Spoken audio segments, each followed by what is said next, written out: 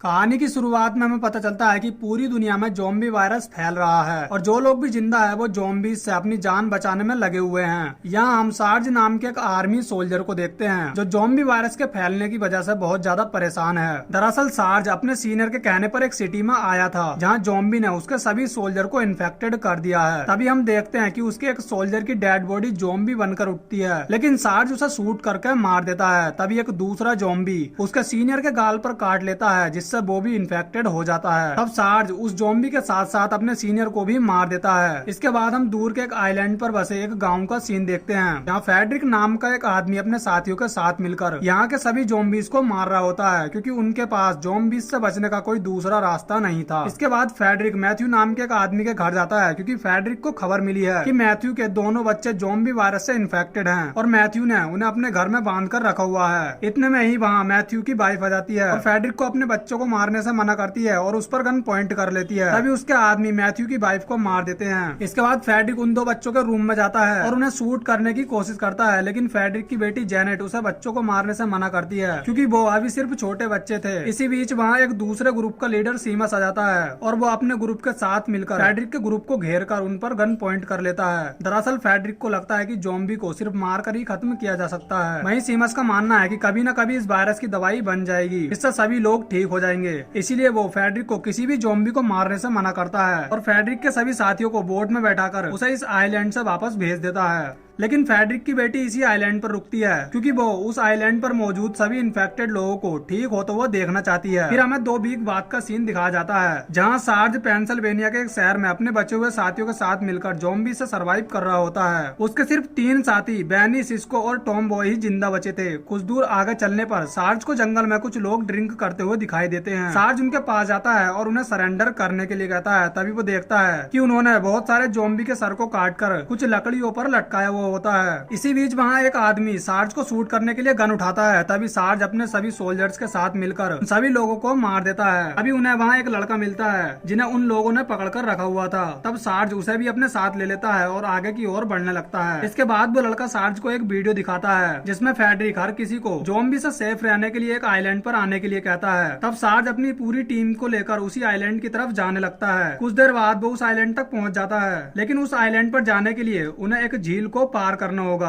वहाँ पर फेडरिक भी अपने लोगों के साथ खड़ा होता है और सार्ज और उसके आदमियों को अपनी बोट से उस आइलैंड तक पहुंचाने के लिए कुछ पैसों की डिमांड करता है। तब सार्ज उसे पैसे देने से मना करता है और एक शिप को लेकर वहां जाने का डिसाइड करता है। तभी वहां पर बहुत सारे ज़ॉम्बी आने लगते हैं जिन्हें देख सार्ज अपने साथियों के साथ वहां से जाने लगता है। तभी फेडरिक का एक आदमी उन पर गोलियां चलाने लगता है। इसी बीच सिस्को पानी में कूदकर शिप की ओर बढ़ने लगता है। इसी दौरान कुछ ज़ॉम्बी पानी में से निकलकर उस पर अटैक भी करते हैं, लेकिन वो किसी तरह शिप तक पहुंच जाता है। उधर सार्ज फेडरिक के आदमियों का सामना कर रहा था और वो एक ग्रेनाइड से एक कैबिन को उड़ा देता है जहां फेडरिक का आदमी छुपे हुए थे। उधर सिस्को को शिप में एक ज़ॉम्बी मिलता है जिसे वो एक वेपन से मार देता है। तभी वहां पर उसकी एक साथी टॉम बॉय आ जाती है और वो ज़ॉम्बी को मारने में उसकी हेल्प करती है। इसके बाद ये दोनों शिप को लेकर सार्ज की तरफ बढ़ने लगते हैं। उधर फेडरिक के सभी लोगों पर ज़ॉम्बी अटैक कर देते हैं और उन्हें इन्फेक्टेड कर देते हैं। ये देख फेडरिक एक बॉम्ब को वहाँ फेंक देता है जिसके बाद वहाँ एक ब्लास्ट हो जाता है जिसमें ज़ॉम्बी के साथ साथ उसके सभी साथी मारे जाते हैं। इसके बाद फेडरिक शिप की ओर जाने लगता है। उसे डूबता हुआ देख टॉम बॉय उसे ऊपर खींच लेती है। तभी वहाँ पर सार्ज आ जाता है और उस पर गन पॉइंट कर लेता है, लेकिन फेडरिक ही उन्हें उस आइलैंड पर पहुंचा सकता है, इसीलिए सार्ज उसे कुछ नहीं कहता। इसके बाद फेडरिक उन सभी को लेकर उस आइलैंड पर पहुंच जाता है जहां वो देखते हैं कि सीमस के लोगों ने वहां कुछ ज़ॉम्बी को जंजीर से बांधा हुआ है, लेकिन ज़ॉम्बी बनने के बाद भी वो लोग अपनी डेली रूटीन लाइफ को नहीं भूले हैं। इसी बीच सीमस का एक आदमी उन्हें देख लेता है और उन पर गोलियां चलाने लगता है। इसी दौरान सार्ज को भी एक गोली लग जाती है और उसका एक साथी बैनी यहाँ मारा जाता है। ये देख टॉम बॉय सीमस के उस आदमी को शूट करके मार देती है। बैनी के मरने से सार्ज को बहुत ज्यादा दुख होता है और वो उसे गले लगाकर रोने लगता है। तभी फेडरिक बैनी की डेड बॉडी में फायर कर देता है जिससे वो भी ज़ॉम्बी ना बन सके। ये देख सार्ज को उस पर गुस्सा आ जाता है और वो उसे पीटने लगता है। तभी फेडरिक को वहाँ उसकी एक दूसरी बेटी दिखाई देती है जो कि अब ज़ॉम्बी बन चुकी थी। ये देख फेडरिक को बहुत ज्यादा दुख होता है और वो जानता था कि उसकी बेटी की ये हालत सीमस की वजह से ही हुई है, इसीलिए वो सीमस को मारने के लिए जाता है। दूसरी तरफ सार्ज अपने सभी साथियों को लेकर एक कैबिन में पहुंच जाता है, लेकिन सिस्को वहाँ से गायब था, इसीलिए टॉम बॉय उसे ढूंढने के लिए जाती है। कुछ देर बाद उसे सिस्को मिल जाता है, जिसे पहले ही एक ज़ॉम्बी ने इन्फेक्टेड कर दिया था और वो नहीं चाहता था कि वो भी एक ज़ॉम्बी बनकर अपनी टीम पर अटैक करे, इसीलिए वो टॉम बॉय से उसे शूट करने के लिए कहता है। हालांकि पहले तो टॉम बॉय उसे मना कर देती है, लेकिन मजबूरी में आकर टॉम बॉय को उसे शूट करना ही पड़ता है। तभी सीमस का एक आदमी चक टॉम बॉय को पकड़ लेता है और उसे अपने साथ लेकर जाने लगता है। उधर जो गोली सार्ज को लगी थी उसकी वजह से उसकी हालत बिगड़ने लगती है और वो केवन में ही बेहोश हो जाता है। ये देख उसका एक साथी उसे होश में लाने के लिए तालाब से पानी लेने के लिए जाता है। दूसरी तरफ चक टॉम बॉय को लेकर सीमस के पास जा रहा होता है। वहीं हम फेडरिक को देखते हैं, जो कि कुछ लोगों के साथ मिलकर सीमस पर अटैक करने का प्लान बनाता है। इसके बाद चक टॉम बॉय को सीमस के पास ले जाता है, जहाँ सीमस टॉम बॉय को अपने साथ बैठाकर लंच कराता है और वो जान चुका था कि टॉम बॉय के साथ उसकी टीम भी है। तभी वहाँ टॉम बॉय को सीमस की वाइफ दिखाई देती है, जो कि ज़ॉम्बी बनने के बाद भी घर का सारा काम कर रही होती है। उधर सार्ज के पास जेनेट आती है और उसके घाव पर पट्टी करती है। वो उसे बताती है कि उसका डैड कितना ज्यादा सेल्फिश है, वो अपनी जान बचाने के लिए दूसरों की जान की परवाह बिल्कुल नहीं करता। तभी वहाँ पर उसका डैड फेडरिक भी आ जाता है और वो सार्ज को बताता है कि सीमस ने तुम्हारी एक साथी टॉम बॉय को पकड़ लिया है और उसे आजाद कराने में हम सब तुम्हारी हेल्प करेंगे। तभी ये सुनकर सार्ज उसके साथ मिलकर टॉम बॉय को छुड़ाने के लिए जाने लगता है।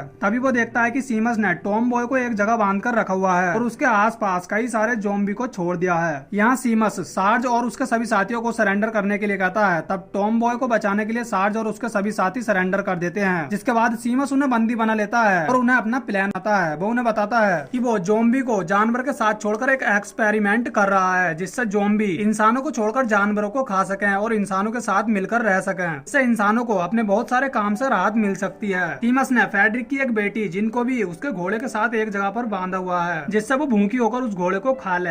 ये देख फेडरिक को बहुत ज्यादा गुस्सा आने लगता है, लेकिन वो इस समय कुछ नहीं कर सकता था। तभी जेनेट और एक लड़का वहाँ गन लेकर आ जाते हैं और जेनेट उनसे कहने लगती है कि अब सभी लोगों के पास हथियार है, इसीलिए वो सीमस से लड़ सकते हैं। तभी वो देखती है कि जिन उससे कुछ कहना चाहती है, लेकिन वो जैसे ही उसके पास जाती है तभी जिन उसके हाथ पर काट लेती है, जिस वजह से वो भी इन्फेक्टेड हो जाती है। ये देख चक फेडरिक और सभी लोगों को मारने के लिए आगे बढ़ता है, लेकिन सीमस उस पर गोली चला देता है। इसी बीच दोनों ग्रुप में लड़ाई होने लगती है और जोरदार फायरिंग होती है। इसी बीच चक अपनी गन से एक दरवाजे को शूट करके खोल देता है, जिसमें सीमस ने बहुत सारे ज़ॉम्बी को कैद करके रखा हुआ था और अब वो सभी ज़ॉम्बी बाहर आने लगते हैं और सबसे पहले वह चक को ही मार कर खा जाते हैं और बाकी लोगों पर भी अटैक करने लगते हैं। इसी बीच सीमस फेडरिक को शूट कर देता है। ये देख जेनेट को बहुत ज्यादा दुख होता है। तभी फेडरिक भी अपनी गन निकालता है और सीमस को शूट करके मार देता है। अब सार्ज टॉम बॉय और अपने एक साथी को लेकर वहाँ से जाने लगता है। उधर जेनेट की नजर जिन पर पड़ती है, जो कि अब अपने ही घोड़े को मारकर खाने लगी है, यानी कि अब सीमस का एक्सपेरिमेंट सक्सेसफुल हो चुका है। जेनेट सार्ज को ये सब बताने के लिए जाती है, तभी फेडरिक जेनेट को ही शूट करके मार देता है, यानी कि अपनी ही बेटी को मार देता है। वो ऐसा इसीलिए करता है ताकि इन्फेक्टेड होने की वजह से वो भी ज़ॉम्बी में ना बदल जाए। इसके बाद फेडरिक वहाँ से जाने लगता है और अंत में उसकी भी मौत हो जाती है। इसके बाद सार्ज टॉम बॉय और एक लड़के को लेकर वहाँ से अपने घर चले जाते हैं और अब ज़ॉम्बी जिनके घोड़े को बुरी तरह से खाने लगते हैं। अभी हम फेडरिक और सीमस को भी देखते हैं, जो कि ज़ॉम्बी बनने के बाद भी एक दूसरे को मारने के लिए आगे बढ़ रहे होते हैं और इसी के साथ ये मूवी यहीं पर एंड हो जाती है।